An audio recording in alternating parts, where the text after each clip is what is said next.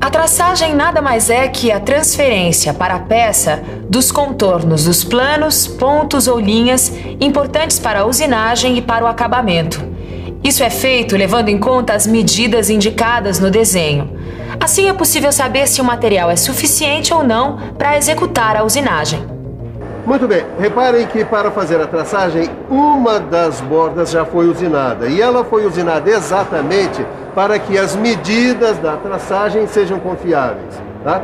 Essa é a borda que vai ficar apoiada na mesa de traçagem ou desempenho na hora da traçagem. Certo, Silva, mas tem uma dúvida que eu ainda não consegui entender. Bom, se a gente tem o desenho com as dimensões e tem a peça bruta, ora, se eu quero saber se o desenho cabe na peça, é só pegar a peça, medir as suas dimensões e ver se ela está maior do que as dimensões dadas pelo desenho. Você tem toda a razão, Tito. Agora, acontece que a traçagem não é apenas para responder a essa pergunta, se o desenho cabe ou não na peça bruta. Na realidade, a traçagem é apenas um guia visual para a usinagem. Como os principais elementos estão desenhados na peça, já é possível visualizar como vai ficar a peça pronta, prevenindo assim falhas ou erros de interpretação do desenho. E na própria usinagem, os traços facilitam e muito a vida do operador, funcionando quase como uma sinalização. Marcas que indicam até onde o operador pode cortar na boa, sem preocupação. É claro que os traços são apenas referências, porque na hora de definir as dimensões exatas das peças, os traços saem de cena, entrando então os instrumentos de medida como o paquímetro, como outros recursos das máquinas operatrizes que vocês vão conhecer nas próximas teleaulas. Em casos em que não se exige exatidão, como fazer uma pazinha, por exemplo, é a própria traçagem que define as dimensões. Aí sim ela dá as cartas das medidas, tanto no corte quanto no dobramento. Mas já deu pra ver que mesmo sem garantir a exatidão das medidas, essa tal de traçagem é boa de serviço. Responde se o desenho cabe ou não na peça bruta, ajuda a visualização da peça evitando erros de interpretação e ainda por cima funciona como um guia na hora da usinagem. Então vocês já estão prontos para aprender que a traçagem pode ser classificada em 2 tipos. Vamos ver primeiro a traçagem plana.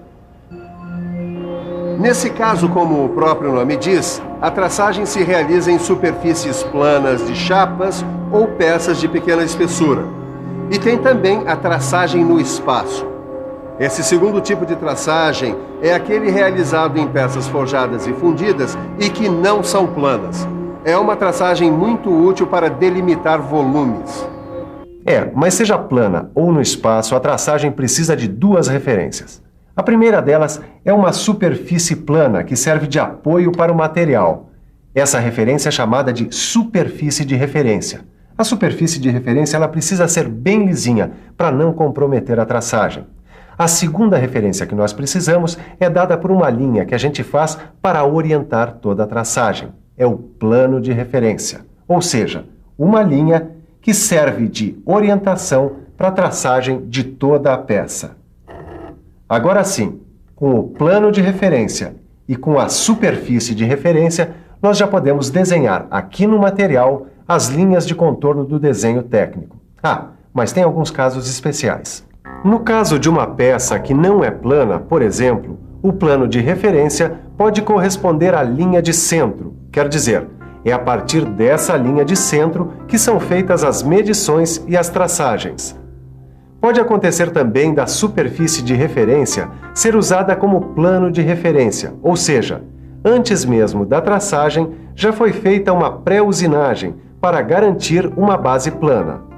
Muito bem, a conversa era sobre as referências, mas já deu para perceber que a traçagem é feita usando alguns instrumentos específicos. Mas todas as atividades têm os seus instrumentos e os seus materiais, não é mesmo?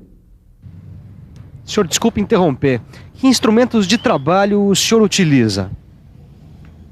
Papel canson, lápis, borracha, giz pastel e esfuminho. Viu só? Para realizar os seus desenhos, esse artista precisa de instrumentos de trabalho apropriados. Você, quando for desenhar numa peça, quer dizer, quando for fazer a traçagem, é claro que não precisa ser artista e pode ficar tranquilo que que você não vai precisar usar lápis, borracha e outros instrumentos que esse artista está usando. Para fazer a traçagem, são necessários instrumentos especiais. E é isso que a gente vai ver agora. Instrumentos e materiais para traçagem. Então vamos lá. Para começo de conversa ou de traçagem, é preciso ter um bom apoio para a peça. A mesa de traçagem, mais conhecida como desempeno. Dependendo do formato da peça e da maneira como ela deve ser apoiada, é necessário usar calços, cantoneiras e cubo de traçagem. Para fazer as medidas, a gente conta com a escala e com o calibrador traçador, conhecido como graminho. Na hora de mandar ver na traçagem propriamente dita, tem-se à disposição o riscador, o compasso e, de novo, o graminho. Para auxiliar a traçagem, quem mostra serviço é a régua, os esquadros de base, o esquadro de centrar, a suta, os tampões e os gabaritos. E, finalmente, para marcar, temos o punção e o martelo. Para apoiar as peças, mesa de traçagem ou desempeno. Certo, para posicionar as peças, nós temos o calço, o macaco, a cantoneira e o cubo de traçagem. Para medir, escala ou graminho com escala. Certo, e para riscar, nós temos o riscador, o compasso e o próprio graminho. E para auxiliar na traçagem, régua, esquadro de base, esquadro de centrar, suta, tampões e gabaritos. Certo, muito bem. Agora, para marcar, nós temos o punção e o velho conhecido martelo. Pelo jeito, instrumentos e materiais de traçagem já estão no papo. Ficam faltando somente as soluções corantes, não é? Soluções corantes? É isso mesmo. Para que o traçado fique bem nítido, as superfícies das peças devem ser pintadas com soluções corantes. Assim fica muito mais fácil fazer e visualizar a traçagem. Ô Silva, tava pensando uma coisa. E quando a peça é grande, como é que se faz a traçagem? Bom, para fazer a traçagem de peças fundidas ou forjadas grandes, aí a gente usa o traçador tridimensional. Bom, mas vamos voltar aqui ao feijão com arroz da traçagem, que usa esses instrumentos e materiais que você acabou de conhecer. Agora que você já está ficando íntimo deles, nada melhor do que ficar por dentro das etapas da traçagem.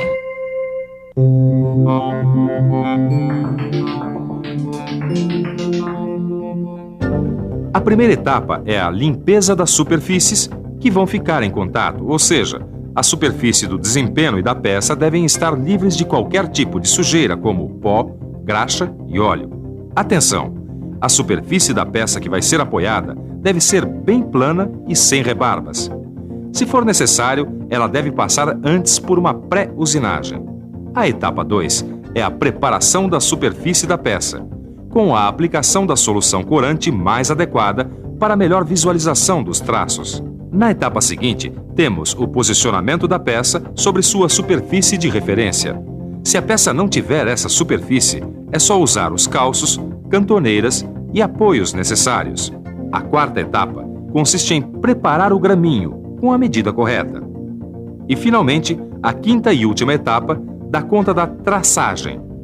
Se o risco for paralelo ao desempeno, deve-se usar o próprio graminho, fazendo um traço nítido em um só sentido. Para traçar linhas perpendiculares, entra em ação o esquadro mais adequado. A suta resolve o caso de traçagem de linhas oblíquas, com a devida verificação do ângulo de inclinação. Para fazer raios ou arcos, é necessário primeiro colocar a ponta do punção na intersecção das linhas já traçadas. Depois de uma leve batidinha do martelo, confere-se a posição para ver se está bem posicionado. E depois, uma batida mais forte completa a marcação. Aí, é só usar o compasso para traçar, usando o ponto marcado como centro. E então, entenderam tudo? É mais ou menos, viu, Silvão? Eu acho que seria bom ver de novo para fixar melhor. Excelente ideia. Vamos ver de novo?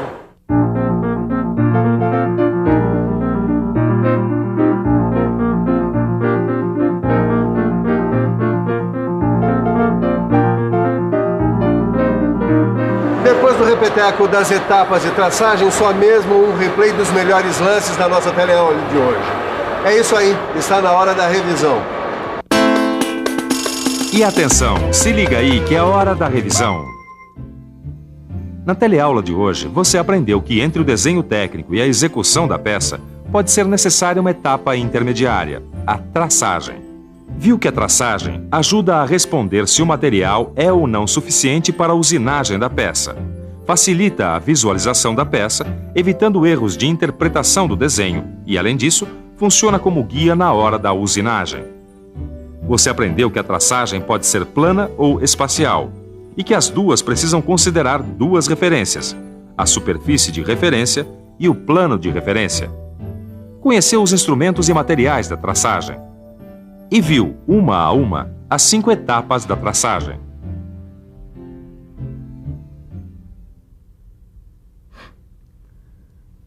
Perfeito!